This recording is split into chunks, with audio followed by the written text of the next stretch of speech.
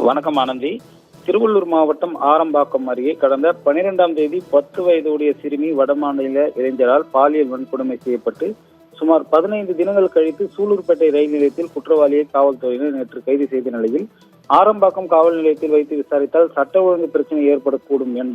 ஏனென்றால் குறிப்பாக சம்பந்தப்பட்ட அந்த சிறுமியின் சுற்று வட்டார பகுதி என்பதால் அங்கு பொதுமக்களும் அதே போன்ற அவர்கள் உறவினர்களும் நேற்று இரவே பார்த்தோம்னால் அந்த குற்றவாளியை தங்களுக்கு காண்பிக்க வேண்டும் என்று கூறி சென்னை கொல்கத்தா தேசிய நெடுஞ்சாலைகளில் அந்த பேரிகார்டுகளை வைத்து காவல்துறையினருடன் வாக்குவாதத்தில் ஈடுபட்டனர்.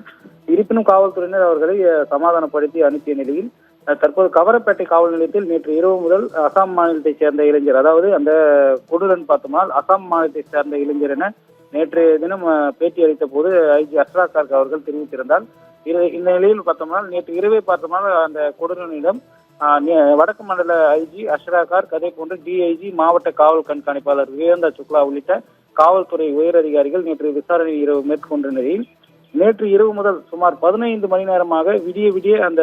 கொடூரனிடம் பாலியல் வழக்கில் சம்பந்தப்பட்ட குற்றவாளியிடம் காவல்துறையினர் விசாரணை மேற்கொண்டு வருகின்றனர். குறிப்பாக பார்க்க போனோம்னால் நேற்று பார்த்தோம்னால் பேட்டி அளித்த போது வடக்கு மண்டல ஐஜி அவர் அசாம் மாநிலத்தை சார்ந்தவர் என்றும் அதே போன்று அவரது வயது 30 வயது உடையவர் என்றும் மட்டுமே தகவல் கூறிய நிலையில்